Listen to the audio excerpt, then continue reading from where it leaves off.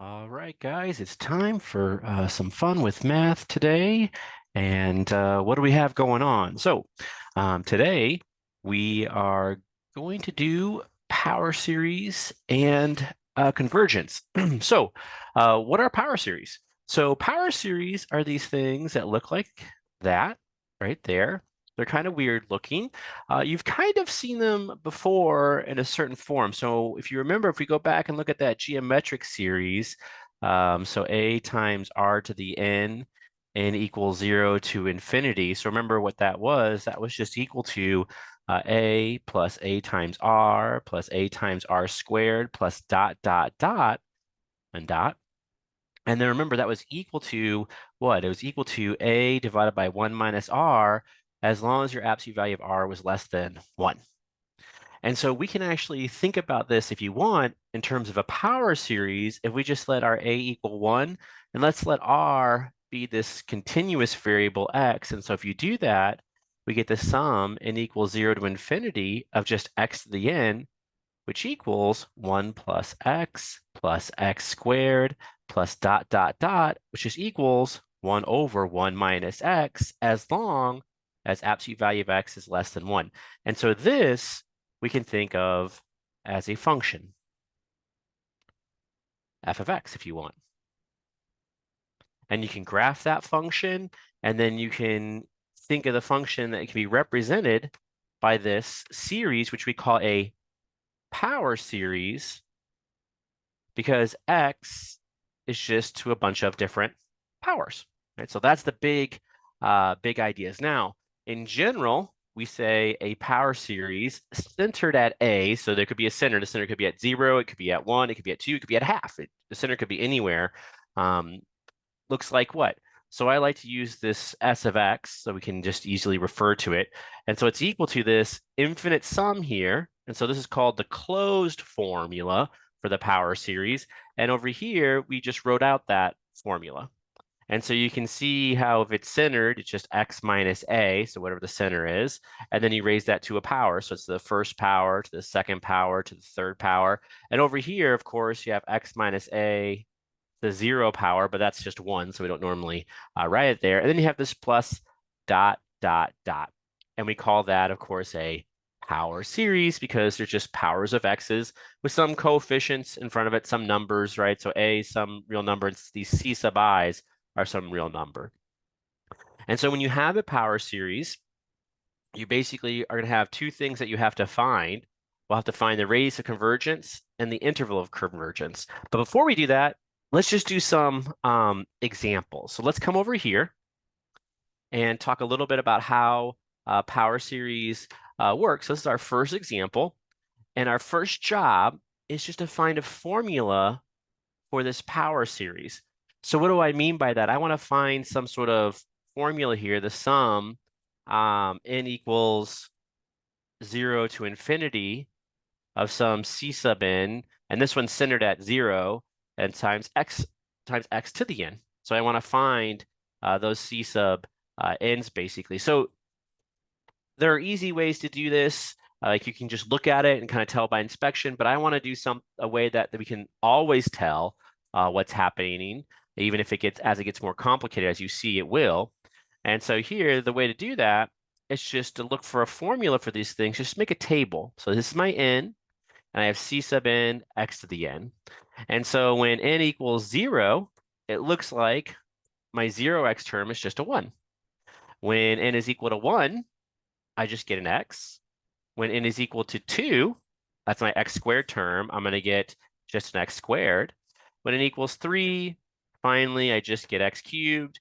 And if you can guess at the next term and get it right, then we're ready for the formula. So what if I put a 4 here? What do you think goes over here?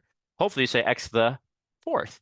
So what that means is now, if I put an n here, we should be able to figure out what goes over here.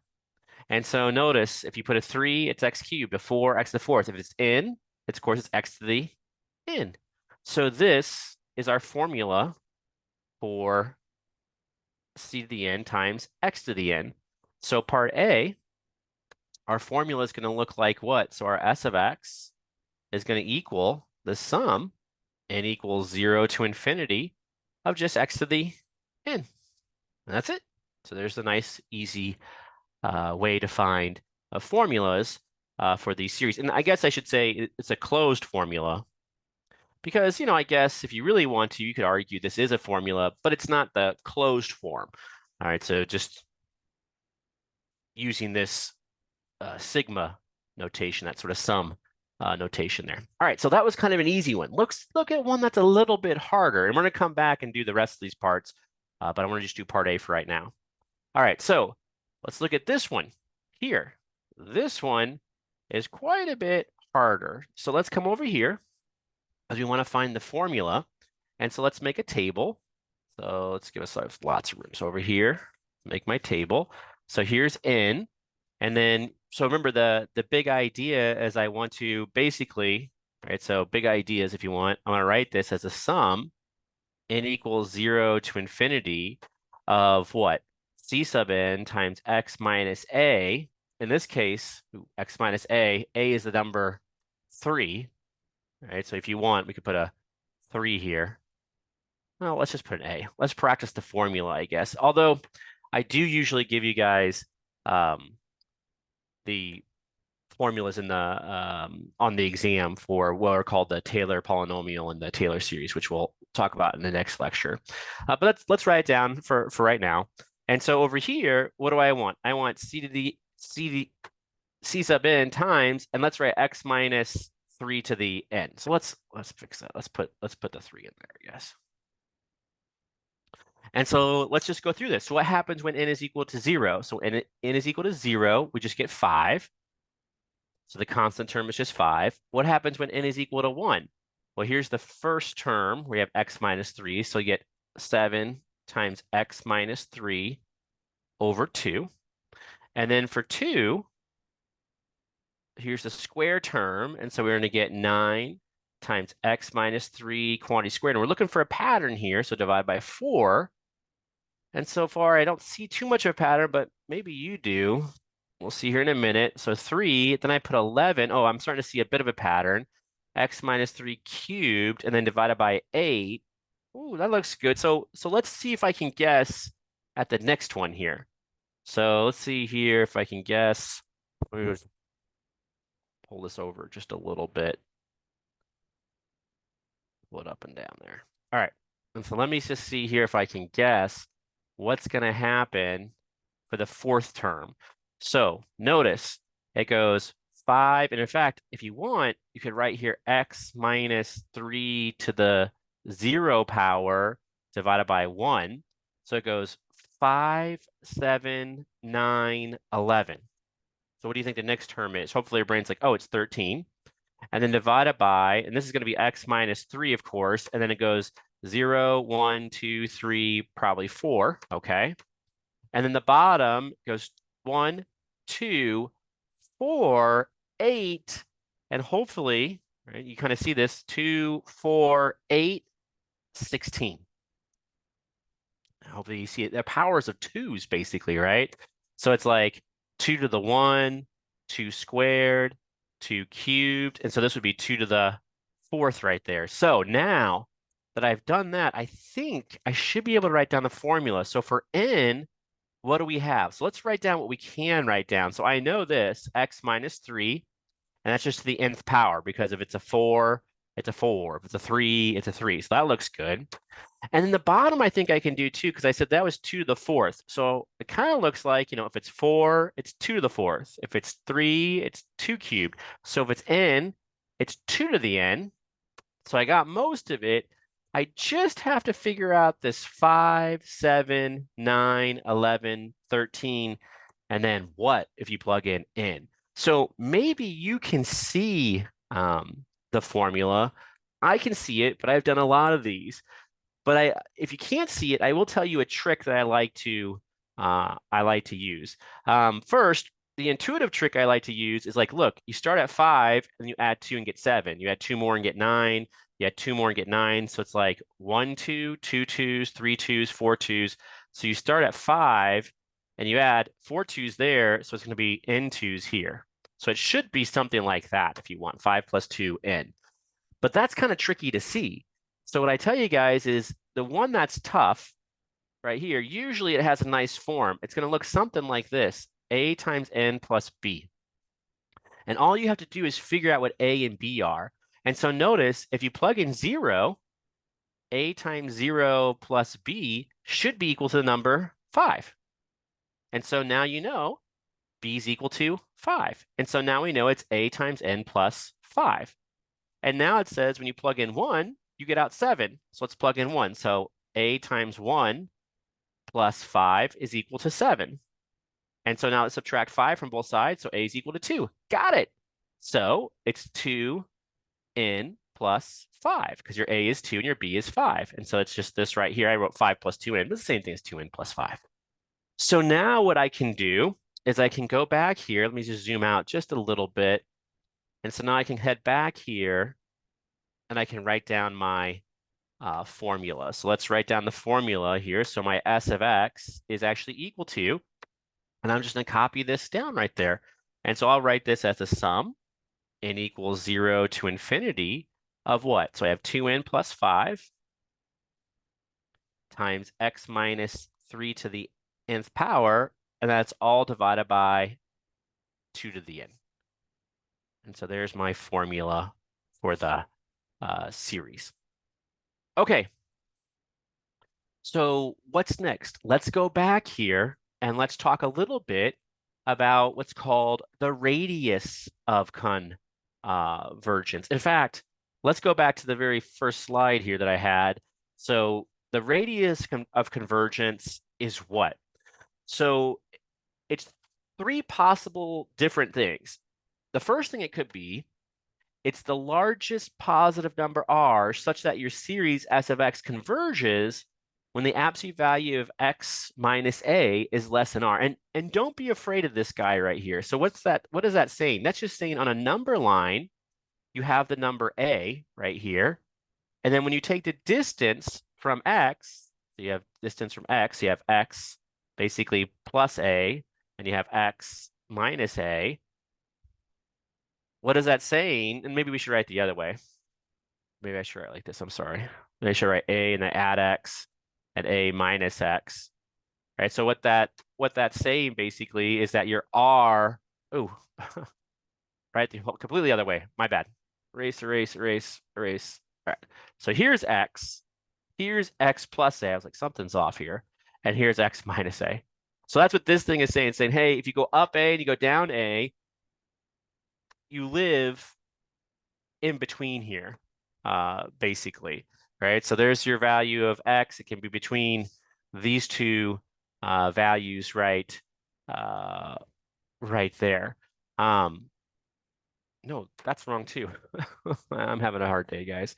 So my bad. Hold on. So here's x, and it goes x plus a over here and x minus a over there, and then here's your.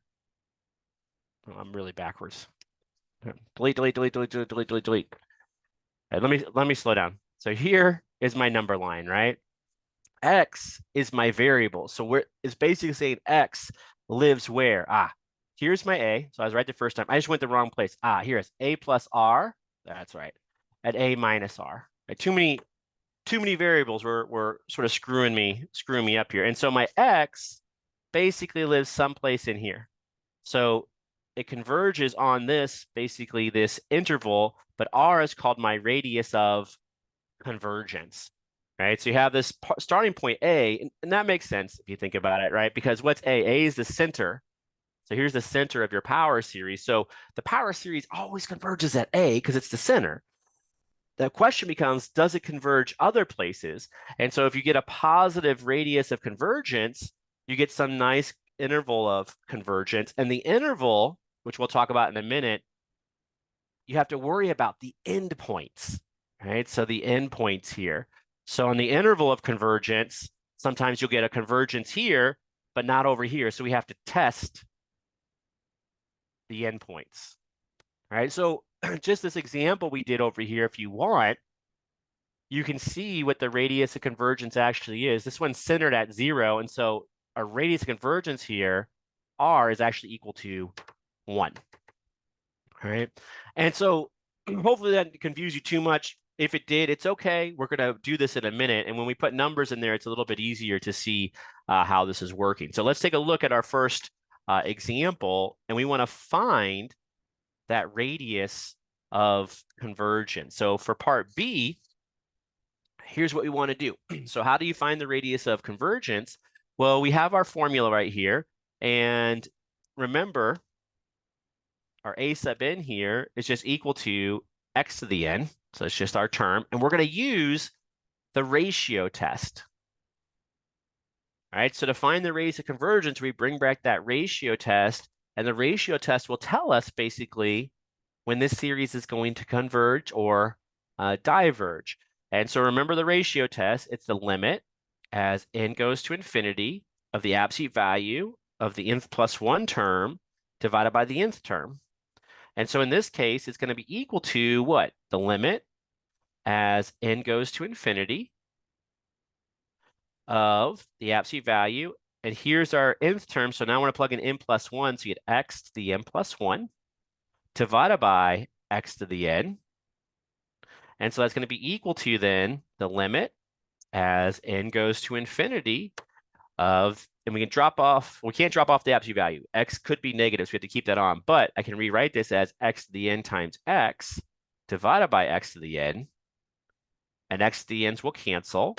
And so I'm going to get this to be equal to just the absolute value of x. Therefore, what can I say? Therefore, S of x converges for absolute value of x less than what? Less than 1, which implies your radius of convergence is just this 1 right here. So 1, and that's by what? So that's by, by the ratio test. And I know my radius of convergence is 1 because, let's try this again. Now that I have numbers here, it might be a little bit easier. So what does this say? So the absolute value is a distance from what? You're centered at 0. And what this is saying is your radius of convergence is 1 because your x could be between 1 and -1. And so that radius of convergence is that distance out. It's the largest distance, so it's just that distance 1 there. And so that's how you find the radius of convergence. Let's try this again before we think too much. Let's come over here to the next one. And again, we want to find the radius of convergence. So how does this work? So B, I'm going to again use the ratio test. And so what's my a sub n? My a sub n is just this guy right here. So a sub n is 2n plus 5 times x minus 3 to the n divided by 2 to the n. And so let's run my ratio test. So I write it down, limit as n goes to infinity, absolute value of a sub n plus 1 divided by a sub n. And remember, these absolute values are going to be important now. I almost dropped it off last time because we dropped it off so often, like it didn't matter. But now it's actually going to matter because we're not just looking at a series, we're looking at a power series here, right? So we have basically like a function of x in a sense. And so this is going to be equal to the limit as n goes to infinity, absolute value of 2n plus 5. Ooh, my bad. I got to plug in n plus 1, right? So let's change the color. So I got to plug in n plus 1 here. And so up here, wherever I see an n, right, n, I'm going to plug in that n plus 1. So I have 2 times n plus 1, and then plus 5. And then x minus 3 to the n plus 1. And then divided by a 2 to the n plus 1. And then all divided by, and so on the bottom, I'll put my a sub n. And so a sub n, I just copy it down. So 2n plus 5 times x minus 3 to the n, and then all divided by 2 to the n. And then don't forget to end your absolute value. And so then this is going to equal, so let's just simplify here. So I'll multiply through by the 2 here. So I get 2n plus 2. And so I have the limit as n goes to infinity of 2n plus 2 plus 5. So it's 2n plus 7. And then I know I'm going to separate this guy because I have it on the bottom too. So I'm just going to separate it right now. So I have x minus 3 to the n times an extra x minus 3. Oh, goodness, I'm going to run out of room here. Okay, give me a sec, guys. I'm going to have to move this guy over a little bit so I don't run out of room. So let's just move him over, right? The power of technology. There we go. Okay, and then this is divided by, of course, this 2 to the n plus 1. And then I'm going to multiply this by the reciprocal. And so that's 2 to the n divided by, oh, and let's fix this. So I can write that as 2 to the n times 2, right, to the 1. And so then this is multiply reciprocal, so 2 to the n on top. And then I have on the bottom a 2n plus 5. And then times an x minus 3 to the n. And so now I see the 2 to the n's are going to cancel. The x minus 3 to the n's are going to cancel. And so this is going to equal what? This is going to equal, this will equal, let's write it, I guess I have to go all the way down, equals the limit as n goes to infinity. And then I have a 2n plus 7 on top. Oh, don't forget, those absolute values stay on. They're very important. So absolute value, 10n plus 2n plus 7, and then an x minus 3, and then divided by, I think just a 2, right? So I have this left over, oh, a 2, and I have, oh, this left over too. So let's move that over. So I have a 2, and then times a 2n plus 5, absolute value. And then some of this stuff doesn't depend upon n. So notice this here and this here really don't depend upon n. So if you want, you could actually just move that out. So it's just really the absolute value of x minus 3 divided by 2 times a limit as n goes to infinity of 2n plus 7 over 2n plus 5. And of course, we can compute this limit. Right. So what I just did, hopefully you're okay with it. I just moved out things that didn't depend upon n. So if you're taking a limit and an entity, an expression doesn't depend upon n, and you're multiplying, you can just pull it outside. You know, in some sense, you're like factor it out, but you're really just pulling it outside. It's kind of like a limit of a constant times a function is a constant times a limit of function. And the limit sees anything that doesn't involve like n here as a constant, basically. And so then this is going to equal, well, you know what's going to happen. These kind of cancel off because you're going to infinity. And so you just get 2n over n, 2n, which is just 1. And so it's going to be absolute value of x minus 3 divided by 2. And that's it. All right, so now what can we do? We can say, therefore, our series S of x converges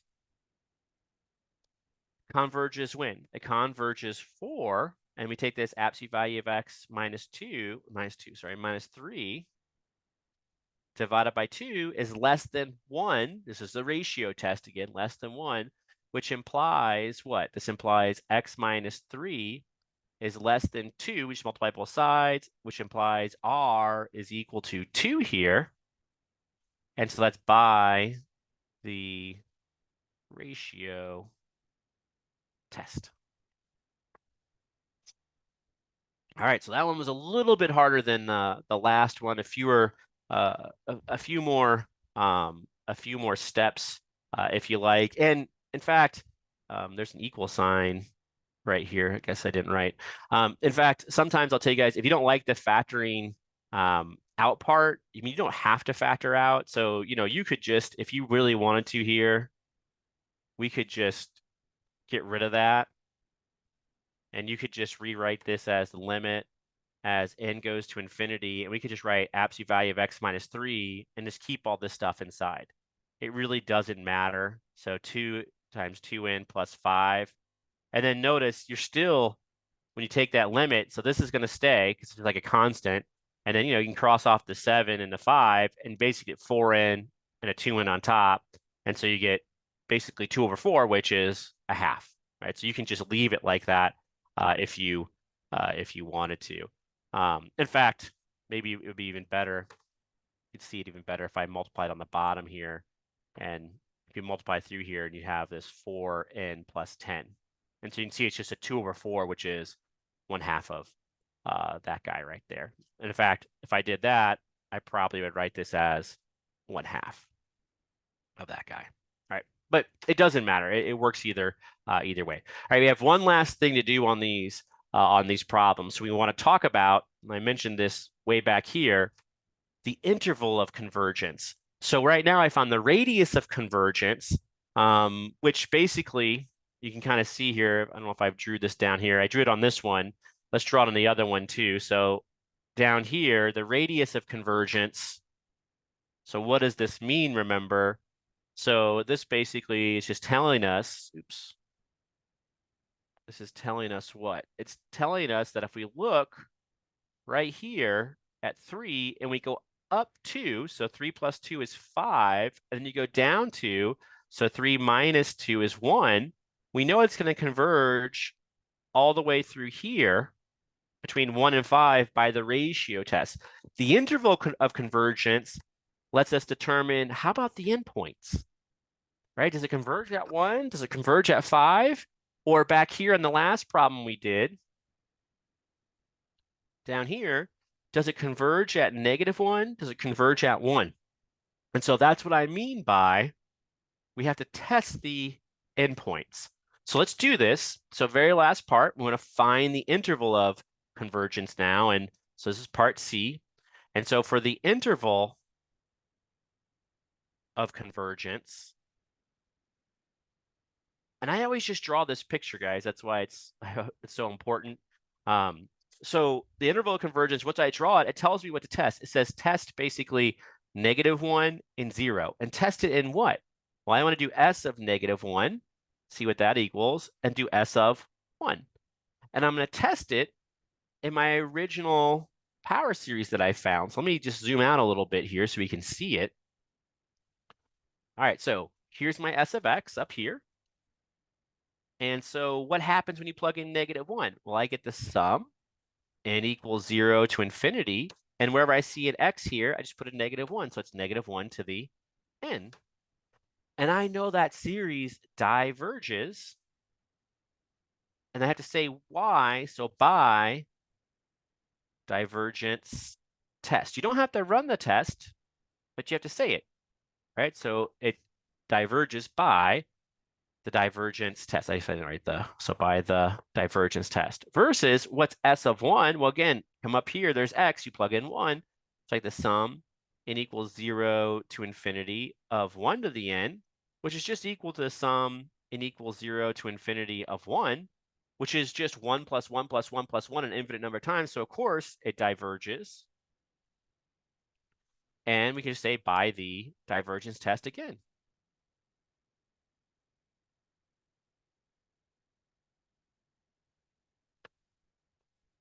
And then now we can say, therefore, S of X converges on, and here's the interval of convergence. So it goes from -1 to 1. All right, and this right here is called the interval of convergence. So this one, we didn't have to include the endpoints because it diverges or diverged at both endpoints, basically. So that's kind of nice. And we saw that before at the beginning of this, at the very beginning of this video, right? We were talking about this series right here. So basically, I'm just redoing this series, but I'm doing it from beginnings, right? So I'm basically using the ratio test to show you where it's going to converge. So let's do this one more time, the slightly harder series. So over here, the series is a little bit tougher. So let's come down here. Oh, we want to do this interval of convergence again. So let's come on here and go over and let's write C right here. And so for the interval of convergence, how do I find this again? Well, I see what the interval is going to be. It's going to be from 1 to 5. And the question becomes, do you include 1 or do you include 5? So we need to check what's S of 1 equal to. And then also we need to check what S of 5 is equal to. And so we go back up. And let me just zoom out a little bit. Right here. And so then we go back up. And then I can just plug this in. Maybe just a little bit more if I can. All right, there we go. All right, so I can see my series, so I can plug it in. So here's my series up here. And so what I'm going to do is I'm going to plug in 1 right here for my x. And so this is going to be equal to the sum n equals 0 to infinity, and you just copy it down. So 2n plus 5. And then times, when you plug in 1, you get 1 minus 3 to the n. I'm going to write this out so you can see what I'm thinking. And then divided by 2 to the n, which equals then the sum n equals 0 to the infinity of 2n plus 5. And then notice 1 minus 3 is a negative 2 to the n. And that's divided by 2 to the n. And so then this is going to be equal to, now, this is where it gets kind of tricky because you can do a little bit of algebra on that. So negative 2, remember, is negative 1 times 2. And that's all being raised to the nth power. So this is really the sum, n equals 0 to infinity, of 2 to the n plus 5. And then I have a negative 1 to the n, and then a 2 to the n on top, but also a 2 to the n on the bottom. And so these are both going to cancel. And so it's going to be the sum, n equals 0 to infinity of what? I'm going to write this negative 1 to the n in front, just makes it alternate, and then 2n plus 5. And of course, what does that mean? Well, this thing diverges, right? So this diverges by, again, it's just a divergence test. So that's kind of nice. So by divergence test. And now it's not always a divergence test, but in this one, these two it is. So it's kind of nice. So by divergence test. All right. So finally, S of 5, what's going to happen here, we get the sum n equals what, 0 to infinity. And again, we're just going to plug in 5 now right there. And so I have 2n plus 5. And then I have a 5 minus 3 to the n.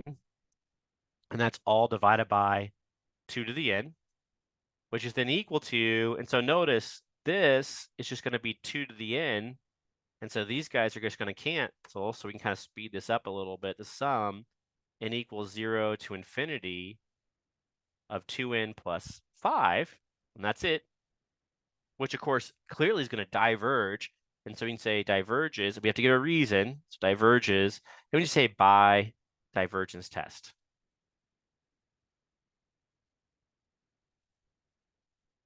All right. And then in class, when we do some of the homework problems, we'll have some that converge or diverge by using some of the different tests that we learned in the last lesson. All right, so finally, right, just to get one of the other cases, because there are two other cases we haven't talked about. There's r equals 0, and there's r equal to infinity. So I thought I'd do one of these cases with you just to kind of hit it home. So here we have the series S of x. And so what do we need to do? We just want to find the radius and interval of convergence. So how do you find the radius of convergence of a series, of a power series? You just run it through the ratio test. So it's pretty simple to do. So let's run it through the ratio test. And so right here, we have the limit as n goes to infinity of the absolute value of a sub n plus 1 divided by a sub n. And so what is that equal to? Well, identify your a sub n. So your a sub n is just the term here.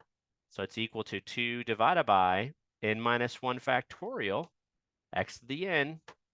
And so now let's just run it. So limit as n goes to infinity of absolute value, and you have 2 divided by, and we just plug in n plus 1, so n plus 1 minus 1 factorial x to the n plus 1 divided by 2 over n minus 1 factorial, so that's the nth term, x to the n. And so then it's equal to the limit as n goes to infinity of what? And so on the top here, we have 2 divided by, and then the plus 1 and minus 1 are going to cancel, so you just get n factorial. And then don't forget, we do have absolute value. And then we have an x to the n times x. And then we'll multiply by the reciprocal down here. And so that'll be an n minus 1 factorial divided by, now this x to the n is going to go on the bottom too. So 2 times x to the n, absolute value. So that's going to equal The 2's are going to cancel. The x to the n's are going to cancel. And maybe we'll just keep that guy by itself. So it's going to be equal to the limit as n goes to infinity. And that n minus 1, that's already positive. So we can just leave it like that. Factorial divided n factorial. I'll just write an absolute value of x right here. Probably the easiest way to do it is take the positive stuff, get out of it, leave the things that might be negative on the inside. And it is always positive here. And so this is going to cancel too, because remember, n factorial is really n times n minus 1 factorial. So the n minus 1 factorial is going to cancel. And so it's going to be a limit as n goes to infinity of the absolute value of x over n. And so now what happens as n goes to infinity? So now remember, absolute value of x, right, it's just a constant. It's looked at as a constant. So as n goes to infinity, it's just going to get bigger and bigger, and x basically stays the same value. So this is going to be equal to 0. So therefore, right? So what does this say? So this is one of those things where this one's always less than 1. So therefore, it's kind of a weird one. Therefore, S of x, what does it do? It converges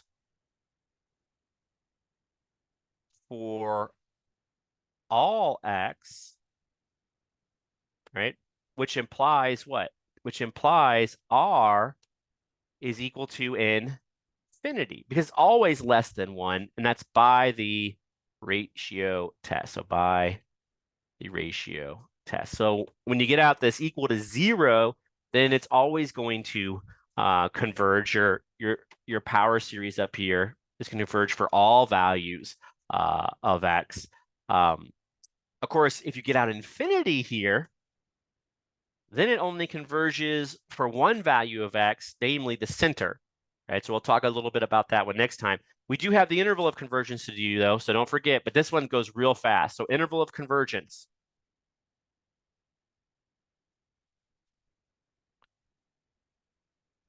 So what's the interval of convergence? Well, if you know it converges for all values of x, you say, therefore, S of x converges on the interval negative infinity to infinity. That's it. So your interval of convergence is just negative infinity to infinity. There's no work to be done. You don't have to test any endpoints because there are no endpoints. And that's it.